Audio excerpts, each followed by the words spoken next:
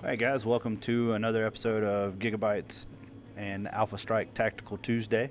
Today we are going to follow up on what we learned last week and went over with the close combat and heroic intervention portions last week. So what we're going to hit on this week is basically tying up an opponent with tri-pointing tactics. So this will allow you to not only stay in position where if you don't want to fight and kind of kill on your opponent's side, you can wait till their turn to do so. You can hold an objective where you can't be shot off. Multiple reasons why you'd ever want to tri-point. So let's go into the tri-pointing section. Starts off with the close combat, obviously. We're going to walk through that and start from scratch, go all the way through the steps and the process of doing so. So what we have several different units here. Go ahead and show these here. Here we have the scouts, the scout squad. We have a old school rhino here we're going to use for the vehicle tri-pointing. We have a dreadnought, and then we have a character with the Phobos librarian. The reason I have ruins here, we're going to get on that later. There's a very tricky way of getting out of this situation just as much as getting into it. So let's start off with the basics. So the idea behind this is, again, if we do not want, we know these scouts are semi-fragile. We don't want them just to get blown away. We also want to make sure we're using our tactics that we learned last week, which were if there's an objective here, we can easily maneuver around and take control of that objective by getting in close combat. And then take that from the character here, because we do have OPSEC. Now the other side of that, if this dreadnought is standing here, and we know all he has to do is back out of a close combat situation, then these guys are pretty much toast. That's 20 plus 2d6 shots from just a Leviathan alone.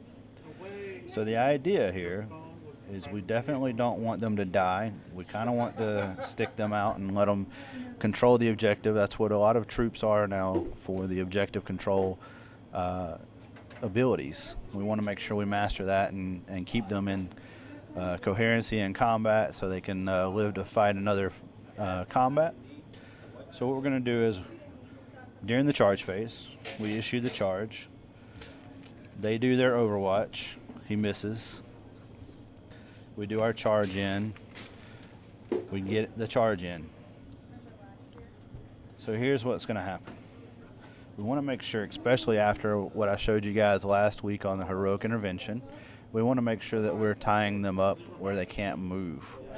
By doing so, we're going to make sure we get at least one guy into base to base, obviously, with this character, so they can't do what we learned last week with the heroic intervention.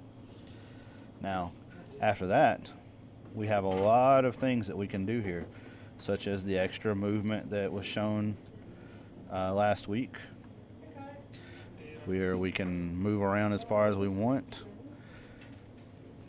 The idea, though, ultimately here is we want to make sure that we get in here and we put at least 3 corners on this model. At this point, we can also come into the dreadnought as well if we need to, but as long as we have 3 points here, we're pretty solid. So now we've locked down 2 units. And we've tri-pointed this unit. So worst case scenario, he kills 2. We take him from here, he's still tri-pointed. He can't go anywhere.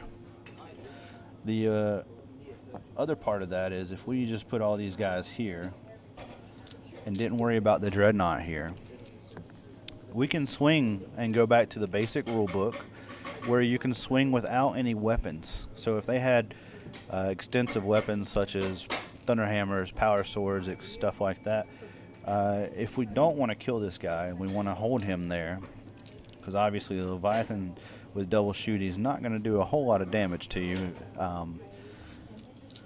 So what we're going to do is we're going to use what's called basic attacks from the rule book. Now, if you go into the rulebook, you can find out where that is, and any basic attacks are basically, they're slap boxing here. So we just, even though we hit a couple of times, we're just no AP, no massive damage, so we're just kind of chilling here at the moment. So again, if he does kill 1 or 2, we still want to try point, and then he can't go anywhere. Now, the only way he can move out of here is a little trick where if we were to try point him inside here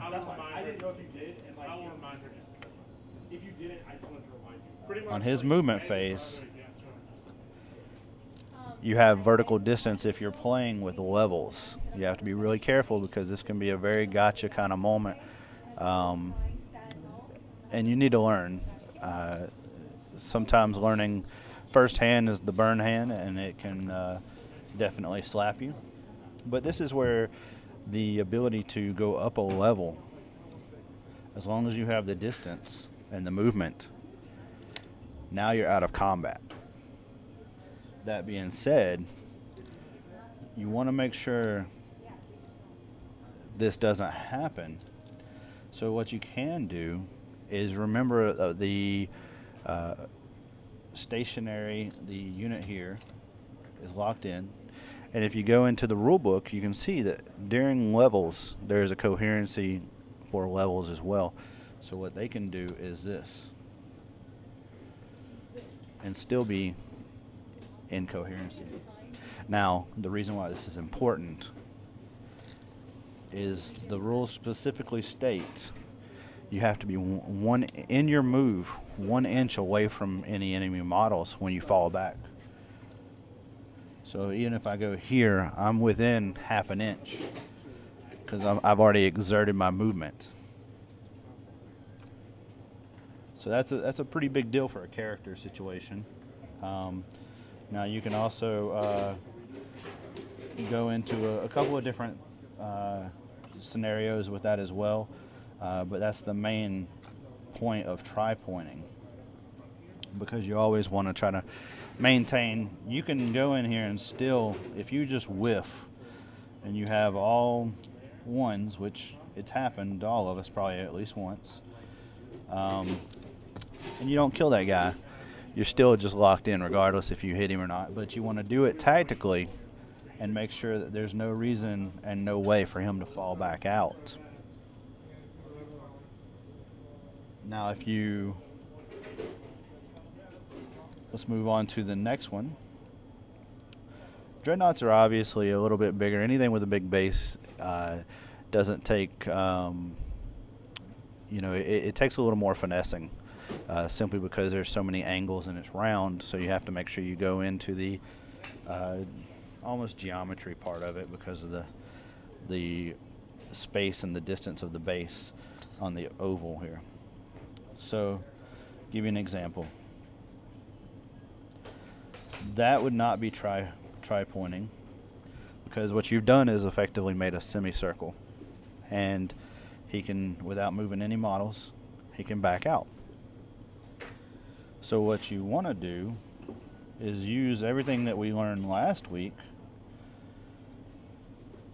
to, 1, tie him up, get as much movement as possible where you can manage to do the tri-pointing. But you still have to, try to maintain coherency, because once you come in and out of the combat, you want to make sure you're still there. So this right here allows you to move that extra distance and move in.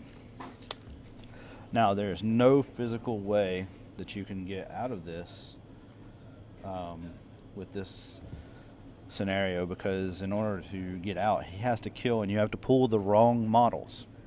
So if you start pulling the wrong models, and he can slide out without any touching or in outside of the 1 inch, it's still a go. So the idea is you want to make sure that you are pointed and then pull the model where he can't get out. because there's no physical way to get out here without touching another model. Now the other part of that is this.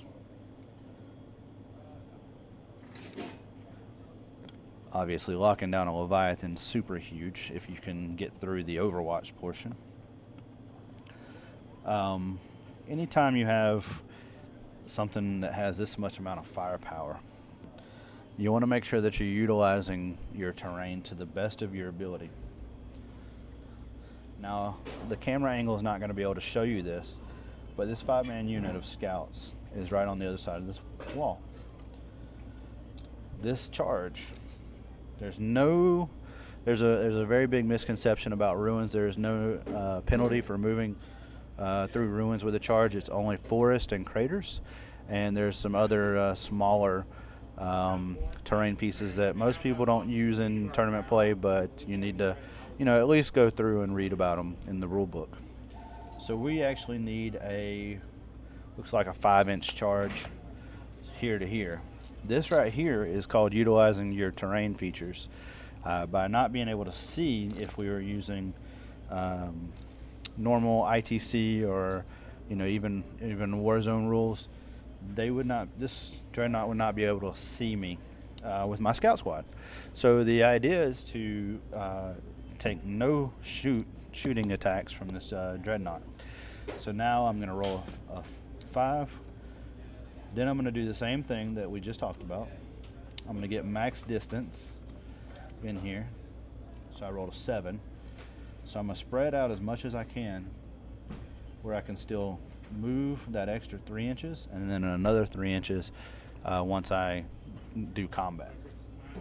So obviously I'm going to take the last person that was furthest away and touch this guy, because I had 7 inches and I needed 5. So what this does is it allows my other guys to come further. So now with a 3-inch pile-in, I'm staying within my normal tri-pointing reasons here, and I can do the tri-point. So not only did I not take Overwatch, I know I'm not going to kill this thing. I know it's going to shut it down if I survive. At least even with one model, it shuts it down for shooting unless they're Ultramarines or have a strat that says they can shoot. So therefore, I've locked this down. I've locked 300 points down with a 55-point scout squad and didn't take any Overwatch. So you want to make sure you utilize that. You want to make sure you utilize the tri-pointing to your best ability. This also allows this unit here, if I have a character here, now they can't shoot past any of this to target my character as well. So it sets up a screen for my characters. It sets up where I'm taking this out of the game effectively.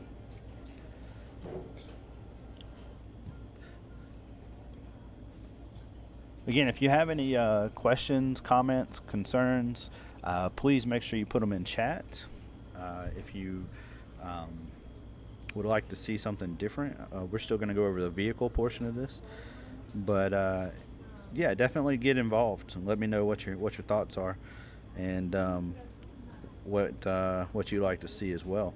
Because I got plenty of ideas to come at you. But if there's something that you've been thinking about or you want to test out, let's try it.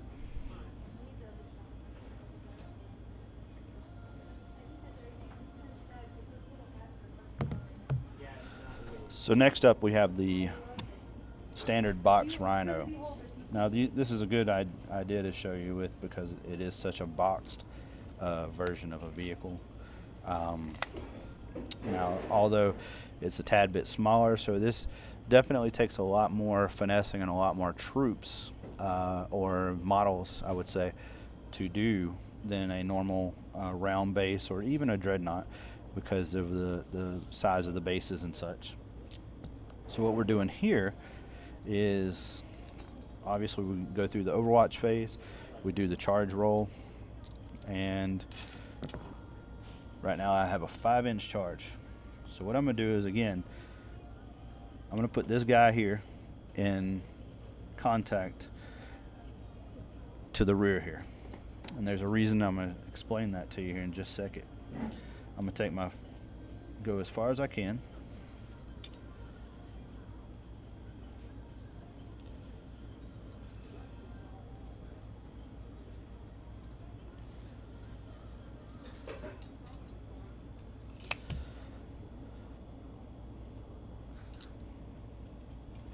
So now, these are a little bit more trickier because what happens when, even if some of these models were to die, if I pick the right ones, he still can't traverse anywhere because this vehicle would technically run over trying to hit models.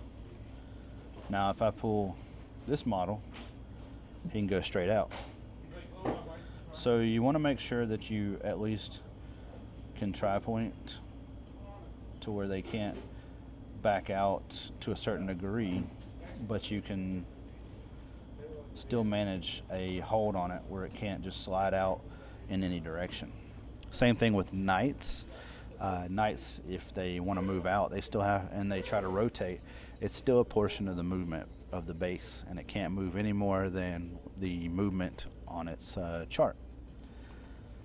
So right now, again, this is super huge, the way you pull models. So obviously, if I killed one, I'd pull that one. If I killed another, I would try to get to use to the best of my ability. If this ruin was, say, right here, obviously I'd want to pull that guy there. That way this could only go so far, and it still has to end because it can't traverse. So if it was to try to do this, it would run over my model. So those are definitely ways to hold in vehicles, characters, dreadnoughts, all the cool things. Now, when we're talking about troops are very difficult because they can have, they have to be in coherency first of all. So this is where you go into the extra movement.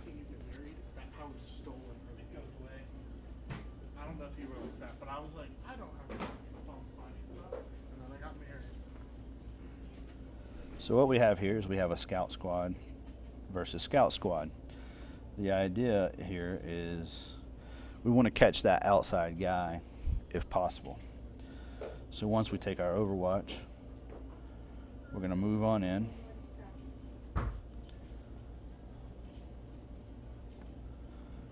Now here's the tricky part. What we're going to do is we're going to come in once we activate, and we're going to try to tri-point these guys. So here's what's happening. I come in, let's say I kill one, maybe two. Even if I just kill one, we have 3 inches now after we're done. This guy's already locked in. This guy's already locked in. So we can come in 3 inches and 3 inches here. So now we've locked this guy in. He effectively can't do anything, so therefore he can't move out because he's tri-pointed. And we've locked this squad down, and we've accomplished what we were going for, where we have now screened out our character, and we now hold this objective because we are objective secured and more models than they are. So those are definitely some ideas and ways of going about this tactic. If you want to go further, would be our next step, and that would be obviously units that can fight again, stuff like that, based off of stratagem or abilities. But for now, that's what we've got. We've covered heroic intervention with the close combat phase. We've covered the wrapping of characters and dreadnoughts and vehicles, and looking good so far. So if you have anything you would like to connect with us, definitely let us know. We can put that on there and go from there. But for right now, we're going to leave it here, and I'm going to come back on next Tuesday, and we'll go with more close combat oriented the fight phase, and do a little bit more on that, and possibly move into a little more terrain work as well. So this is Daniel from the Alpha Strike signing off.